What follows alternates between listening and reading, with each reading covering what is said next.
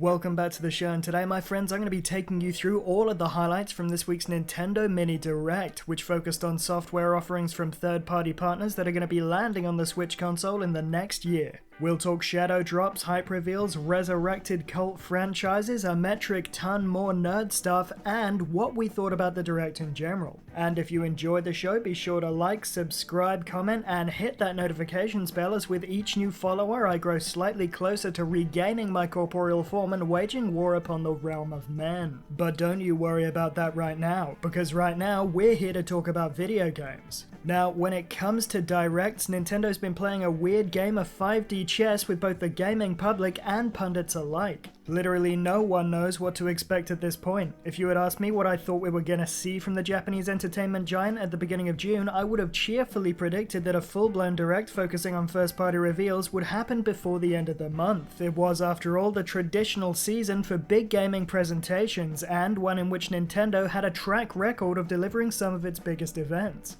However, I, like so many others, would prove to have the knowledge of a simpering child when it came down to Nintendo's internal machinations. There would be no first-party extravaganza. Instead, we got a 20-minute presentation focusing on Xenoblade Chronicles 3, and a week later, on the 28th, we got given another 26-minute view at games that are going to be coming from third-party partners. It was not what we were expecting. Nintendo had become unpredictable. At this point, it wouldn't surprise me if Nintendo's next full Direct came in 2023 in the form of a unique booby-trapped single-play beaten-up VHS cartridge that games journalists had to embark on a real-world life-or-death treasure hunt to obtain, and even then, they probably still wouldn't give us the title for the Breath of the Wild sequel. But that's a worry for the future. We're in the now, so let's break down all of the biggest news from this week's Nintendo Mini Direct. And we'll start off with a big one, because after what feels like decades of thirsty begging from the community, Nintendo and Square Enix have finally relented and agreed to release Nier Automata on the Switch.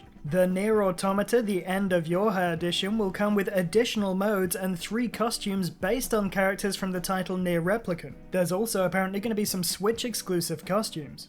This is obviously a huge win for OG fans of the game, but honestly, it's an even bigger W for people like me who missed out on the series at launch and have been looking for an excuse to jump in and experience it for ourselves. And we won't have to wait long, as Nier Automata The End of Yorha is set to launch on the Nintendo Switch on October the 6th, just a few short months from now. Moving on, we were also treated to a launch trailer for the Monster Hunter Sunbreak DLC, along with the announcement that a demo featuring the new content is available to download from the Nintendo Store as of today. Capcom also revealed a roadmap for the free content that'll be expanding Sunbreak in the coming year, which starts with a new set of monsters including the seething basil juice in August, with further monster-related content dropping in autumn and winter this year and in later 2023.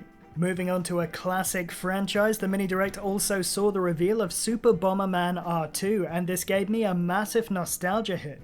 Back in the 90s, when I was a kid, my parents used to rent N64 games blockbuster style as a weekend treat, and Bomberman 64 was always a favourite of my brothers and mine, so I can't wait to jump into a new game that still has many of the old classic mechanics, but this time around you're going to be able to create and share your own stages that you've designed and engage in the brand new castle mode, which sees teams of up to 15 players try to blast their way to treasure chests while an opposing player sets up defenses and tries to kill them off. It be my jam, and it be coming next year.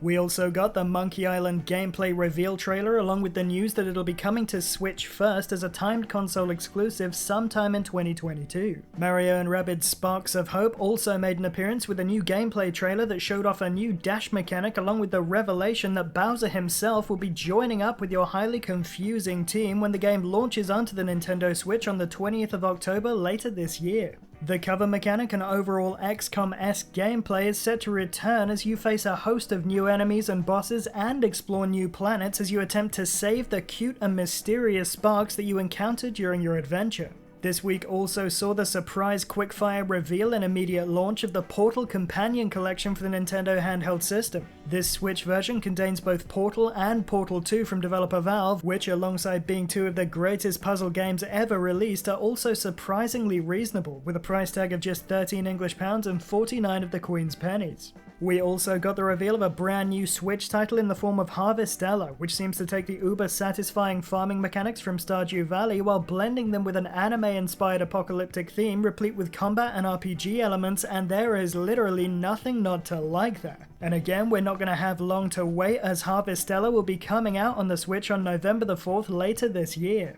Finally, we come to what is, without question, the biggest hype moment of the Direct. The reveal that Platinum Games' legendary Persona RPG series is finally coming to Nintendo's flagship console. More specifically, Persona 5 Royale is set to launch on October the 21st later this year, while the earlier titles Persona 3 Portable and Persona 4 Golden are set to follow later with an as-of-yet unconfirmed release date.